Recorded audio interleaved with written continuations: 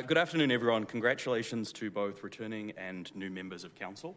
I'm Peter McCaffrey, the President of the Alberta Institute, and I'm here today presenting on behalf of our Common Sense Calgary project. We're a non-profit organisation advocating on behalf of Calgarians, and we now have about 55,000 supporters across all of Calgary. I've been presenting at these meetings for about 12 years now, and every one of those years we've been told that there's no waste in the city budget, and every year city spending has gone up. Just 2 of those 12 years, I think, Council managed to freeze taxes. Those were election years, by the way, but even in those years, spending still went up. It was just covered with money from reserves for a year, and then the city caught up the tax increase the following year. One year, I think it was during the oil downturn in 2015 or 2016, I came to Council and I suggested a 10% flat across-the-board spending cut. At the time, and actually still now, many businesses in Calgary were having to cut their spending by far more than 10%, and many more were going out of business entirely. Finding efficiencies is normal in the private sector, but at City Hall, this idea was heresy. Mayor Nenshi called me irresponsible and demanded I provided an exact list of all of the programs that I was proposing to cut to save 10%, which I obviously couldn't do because the city doesn't provide much more than a general overview of each department's overall budget, never mind a line-by-line budget breakdown. Undeterred, however, I returned the following year, and having done tons of research on publicly available information, I used my 5 minutes to provide a long and detailed list of specific programs that the city could cut to save money. This time, Mayor Nenshi called me irresponsible for suggesting specific spending cuts. He explained that it wasn't Council's job to suggest specific spending cuts, but rather it was Council's job to set the overall direction for the city, and then it was City Administration's job to operationalise that plan. In other words, we'll say whatever it takes to protect the status quo. I hear there is likely going to be a push to reduce this year's tax increase, or potentially even manage to get to a 0% tax increase this year. While that would be great news for taxpayers, and they'll appreciate the taxes not going up next year, much more is needed. As I said, the city's taxes and spending were out of control 12 years ago. Instead, Council could direct administration to make an across-the-board cut, an actual cut, not a reduction in the rate of increase in spending, in all departments. In the private sector, finding a 5 or 10 or 15% savings in each department is perfectly normal. You may take that money and reinvest it in other new projects, perhaps, but the actual act of going into your budgets and finding the savings helps weed out unproductive projects that don't work or don't achieve their aims. At the city, it should be even easier to do because many city departments could make significant savings solely by eliminating programs that are not actually municipal responsibility. The truth is, the city has plenty of money to do the things that are the city's job. In fact, you have far too much money to do the things that are actually the city's job. The reason you're constantly short of money is because you're trying to do too many things that are not your job. Worse than that, all the time and money and resources that the city spends on things that are not your job has led to a deterioration in the quality and reliability of the services that are your job. To emphasize my point, I'll point to this slide from that known radical extremist group, Alberta Municipalities, that shows what the job of a municipality actually is. In particular, note the things that are not listed under local government. I'm short on time and probably won't get to finish all my presentation unless someone would be kind enough to let me finish later. But in case not, let me emphasize one more point. The previous City Council not listening to Calgarians is a big reason why most of them are no longer here and why many of you are. If we can go to the next slide. This one is from that other notorious right-wing publication, the City of Calgary's own Citizen Satisfaction Survey. Earlier in the survey, it's revealed that Calgarians' perception of the value they receive for the taxes that they pay is now at a record low level. But I focused on this particular slide from the survey because I think it's even more remarkable. First, I would argue the wording of the survey is pretty biased. I won't get into the details, but it specifically assumes that cutting spending would cut services, whereas I've already talked about how there's this thing called improving efficiency. But even despite this biased wording, the result of the survey is remarkably clear. 19% of Calgarians are willing to cut services to maintain current tax rates. A further 22% are willing to cut services even more in order to cut taxes. That's 42% who want fewer services than the city currently provides. On top of that, there's another 40% of Calgarians who only want to raise taxes by the rate of inflation in order to maintain current services. Only 10% want the city to expand services and want council to raise taxes to pay for that. And yet the budget you've been presented this week does exactly what those just 10% of people want. I'll leave other points for questions or if anyone's willing to give me some more time at the end. Thank you. The good news is you already have some council members interested. We will go now to Councillor Johnston for questions for this panel. I would like to give Peter some time to finish, if that's okay.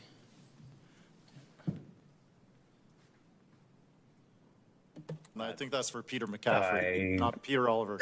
I think they're two very different Peters. Oh, funny. Okay. Sorry, Peter. Peter from this panel. Go for it, Peter. Could we bring, yeah, there we go, slide 2. I just wanted to re-emphasize here, without having to rush through it a little bit, just how dramatic this slide is. The city has merged together people who want more services and people who want the same level of services to get to the 50% number, to make it look like people who want more and the same level of services are a greater number. But if you actually look at this chart based on who wants more, the same, or less services, 10% want more, 40% want the same, 42% want fewer. Or, sorry, no, yes, cut services to maintain. So the most popular option in the city's own survey is to cut services. And yet the budget that you have been presented with by administration, yet again, increases services and increases taxes. Why is this? Are we not listening to Calgarians? Why does the city not present council with multiple options? Why isn't there one option that increases taxes and services? Why isn't there one option that maintains services? Why isn't there one option that cuts services? I understand that this is, many of you are new to the process and that this probably isn't an issue that we can solve in this particular budget process. But I really wanted to emphasize to you the challenges with this entire process, that this is how this is worked through by the city, that you get presented with an almost fait accompli, and then you're allowed to make some tweaks in the last couple of days of this week. And mostly those tweaks are to reduce the rate of increase in spending, as opposed to the fundamental structural fixes that are needed, and the fundamental structural fixes that Calgarians clearly want, according to the city's own data. Thank you. Thank you. Any other questions, Councillor Johnston? Yeah, sorry, Peter from this panel. I like your, Alberta Muni's, if you can go back one slide there for Peter, yeah. I do like this because this kind of shows what our jurisdiction is as a council. And I understand there's a lot of collaboration with all levels of government, but you know, homelessness, social services, affordable housing, a lot of this does fall under provincial jurisdiction.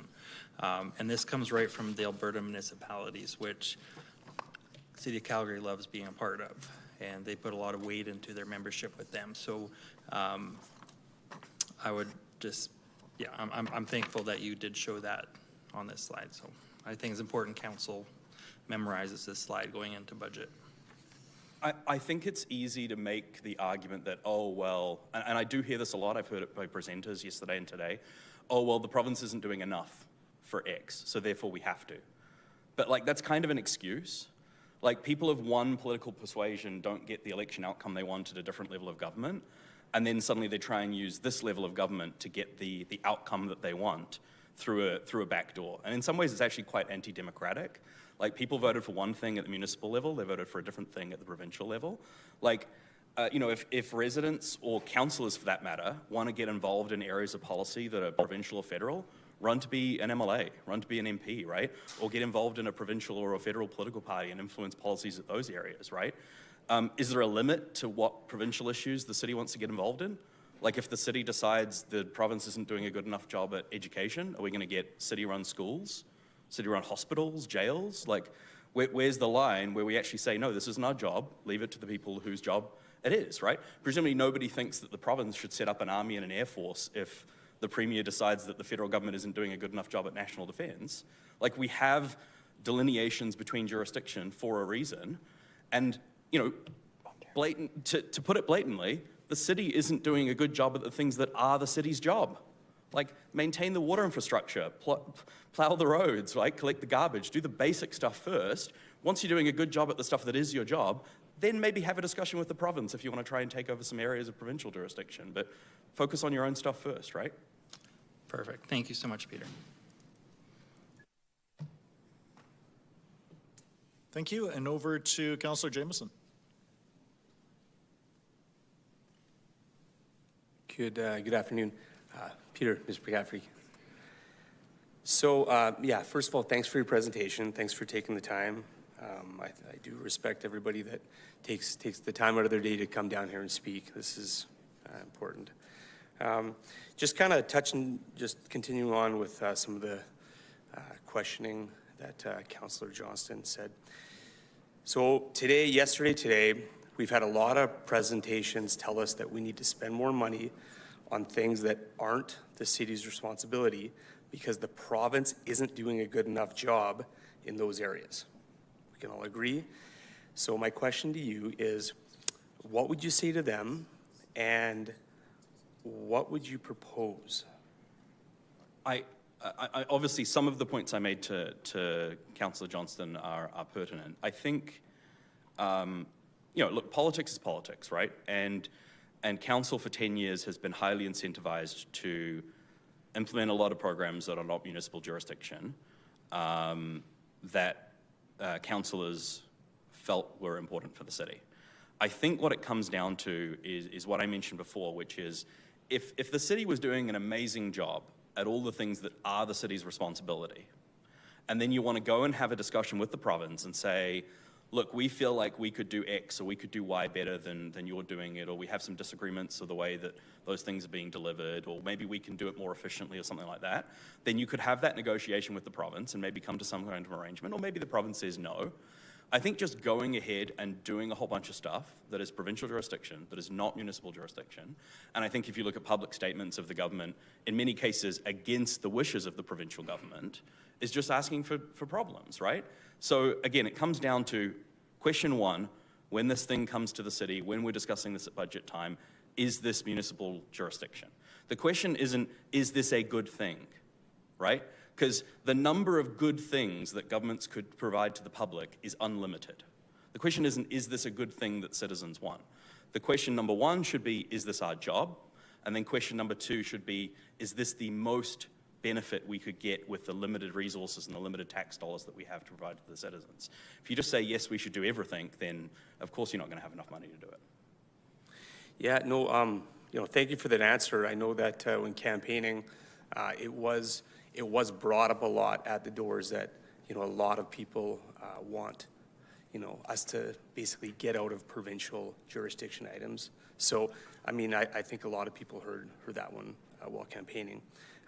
My next question is we've heard from people that the city should invest money in various projects because the returns on those investments would outweigh the costs. Based on your research and your opinion, do you agree? So I think this is a really interesting area because I think it's one of those areas that municipalities and governments do a bad job at explaining and incorporating into their decision-making process. And I think the challenge here is that I think what you're alluding to is the idea of like economic stimulus and a multiplier effect of like, hey, if we spend $10 million, it's going to generate $20 million, so therefore it's a good thing, right?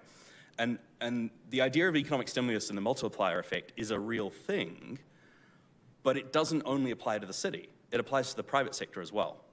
And so I saw yesterday Councillor Pandazopoulos, I think, discussing this issue with a developer who was saying, hey, if you give us $40 million, it's going to generate $300 million, or whatever the number was, right? I don't want to hold it to a specific number. But generically speaking, the idea is like, hey, if the multiplier effect is 2x, every dollar we spend generates $2 worth of return, so therefore it's a great idea, we should do it. But that's actually only one side of the coin, because before you spend that dollar, you have to tax that money out of the private sector first. And if you hadn't taxed that money out of the private sector could have spent that money, and the private sector has a multiplier effect and creates economic stimulus as well. And so what if the thing that the business would have spent that dollar on would have generated $3 worth of value? Well, now by taking that dollar and spending it at the city, you've actually made the city overall worse off because you've only returned $2 worth of value, not $3. And the challenge we have at the city is that when the city proposes programs, and if you look through the various cost-benefit analysis that they do, they compare the direct benefits and the indirect benefits, the multiplier effect, to the direct costs of the thing that is being funded. but they ignore the indirect costs, which is the foregone multiplier effect that would have happened had you not taxed the money in the first place. Now, that's not to say that there's never anything that the government shouldn't spend money on, but the calculation that the city should be doing is the return that the city gets in their investment greater than the return that would have been received on the private sector side? And that's actually really difficult to calculate because without getting too far down the weeds into the economics, Frederick Bastiat talked about this in like 1840 or something. The benefits that derive from government spending when you spend money on a program are very visible. The city advertises all of the benefits that come from all of the money that's spent. But all of the benefits that are foregone, that don't happen because you've collected the taxes from businesses, you can't see them because they didn't happen. And so you're comparing very visible smaller benefits with invisible foregone larger benefits that have been given up.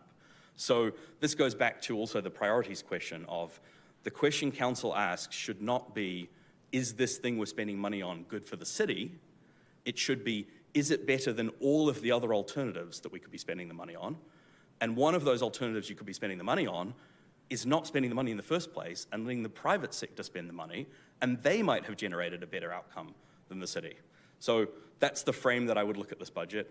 Again, I understand this has been thrown at you. It's very early in your term, but I'm happy to talk with all of you more offline on that in preparation for next year's budget as well. So, thank you. Mr. McCaffrey, thank you very much for that answer. I think that was a great answer. And, you know, we all have a variety of backgrounds and, you know, and experiences that we're bringing here. So I appreciate your opinion on the matter. And I just, you know, want to thanks again. Great, thank you. Thank you. Over to Councillor Kelly. Peter, if you just stay there, buddy. It's all good. I don't want to be presumptuous that it's for me. No, I appreciate that. That's totally fair. And Peter Oliver, waiting on the phone, is probably like, "Come on, guys." Love both of these slides. They're great. They're ones that we've actually referred to internally as well. They're wonderful. Two questions, very similar sort of questions, just as a heads up. The first one was maybe I'll back it up a tiny bit and say, when we poll people saying, do you want to cut services, it becomes very easy to say yes. When you say, do you want to cut this specific service, it gets a lot more difficult to say no to that. So I'm just sort of curious. Welcome to being a politician. Exactly. This is the job we signed up for. Absolutely. And that's why polls are, you know, only one of the tools and why we don't, you know, do direct democracy, why we actually have representative democracy. I'm just sort of curious from, I assume you've been paying attention over the last couple of days in terms of what we heard. Building on what Councillor Jamieson was saying there earlier, sort of from some of the things that you've heard today, yesterday, of people that are coming forward, what of those do you look at and go, that's provincial responsibility and city council, you shouldn't consider that? I think there's a, without avoiding the question, I think you can distinguish between a short and a long-term focus, right? So in this meeting this week, you're not going to be upending the entire structure and the entire relationship between municipal and provincial governments, right? I recognize that, right? So I think short-term, specifically, you can look at things like subsidies to corporations, environmental programs that are really provincial jurisdiction, expenditures on things that really don't fit into the list there, and particularly some of those new areas. So that might be the subsidies to office conversion. We spoke out about the initial program when that was first proposed, right? Like, we don't need to be subsidizing developers to convert office buildings into housing. I think I read this morning that it's like a minimum 32-year payback before the additional property tax revenue from those conversions actually offsets the initial cost. And like, that assumes that the calculations are correct. It could be longer. You're telling me there's no possibility within the next 32 years that we might have a glut of apartments and actually the investment might not go that well? Like, at some point, these things are cyclical, right? So I think stuff like that that's coming forward to you where it's new spending and it's clearly not with a municipal jurisdiction, that's a really easy line. I think long-term over the next 4 years, and I hope through discussions with the province as well, that there should be a more general negotiation as to where some of these lines are, right? So I'm not saying slash everything tomorrow, leave people unhoused, all that kind of stuff. I recognize that there's practicalities about that, but I do think there needs to be a focus on getting some clearer lines there so that we know who's responsible for it. We could also have a discussion about, who's responsible for tax collection, right? That's one of the challenges I know that the city is very frustrated about, like, the city has to collect the municipal property tax, and that misaligns priorities and incentives. But then equally, the city is reliant on a huge number of grants that the province gives the city, and that misaligns incentives as well, because that means you have the province collecting money on behalf of the city. So I think there's a whole rearrangement that could be had there that kind of makes those lines clearer.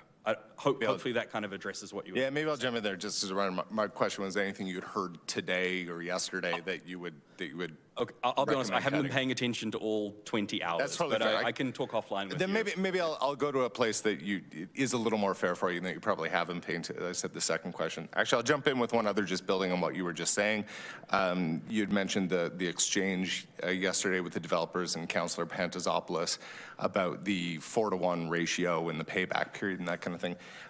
Councillor Pantazopoulos, if I remember correctly, asked a very specific question, say, if that subsidy didn't exist, would you do this?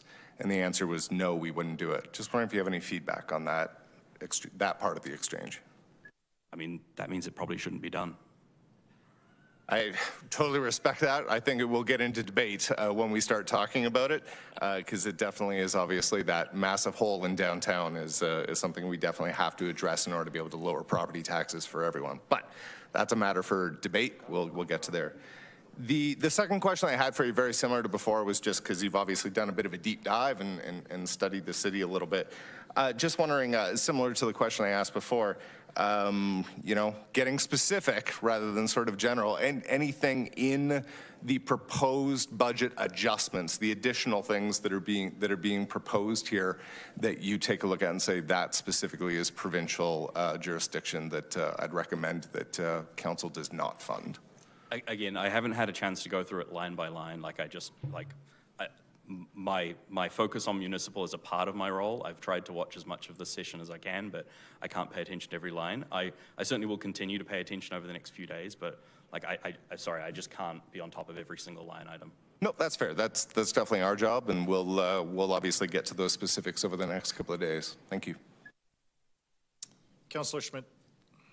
Yeah, thank you, Mr. McCaffrey.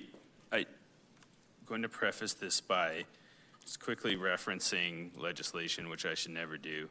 But, the Municipal Government Act in Section 3 sets out the purposes of a municipality, for example, to foster the well-being of the environment, to foster economic development, to provide services, facilities, et cetera, that are desirable for all or a part of the municipality. Then under our jurisdiction, we have things such as public utilities, services provided by or on behalf of the municipality. Then when we look at the city charter, which is a regulation given to us by the provincial government, which means we have to follow their direction because it is a higher level of government providing us with that direction. Section 16.1 has climate change mitigation and adaptation plans, and climate's often referenced as something outside of our jurisdiction, but the charter places it within our jurisdiction. This chart that you have as well is for general public consumption, which of course results in oversimplification.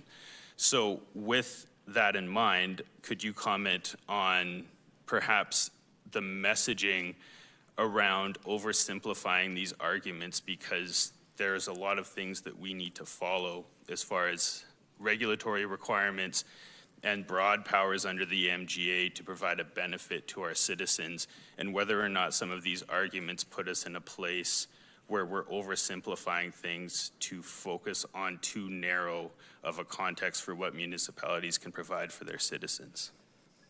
Yeah, so a couple of points on that. First off, I know that the charters have actually been amended several times, and so I'd be hesitant to quote or reference them specifically without it in front of me, because I know that some of the responsibilities were changed between some of those versions. It may well be the case that, for example, the climate change plan is one of the things in there. I would also say my understanding is that the municipal charters gave cities expanded powers, not necessarily that all of the things in the charters were required, right? So there's certain taxation powers and things like that that are enabled. But the bigger point I'm making, I think, is that there's broadly accepted and understood jurisdiction for municipalities. I'm not saying that the city is acting illegally by doing certain things, just that it should not. And also that you will note, if you're paying attention to provincial news, that there is increasing frustration at the provincial level at some of the diversions that city is going into in some of these areas, right? So, can the city choose to continue to do some of these things? Yes, but both the province and your own taxpayers are saying you shouldn't. So, your choice. And then we get into the game of politics. So thank you. Thank you, Councillor Chabot.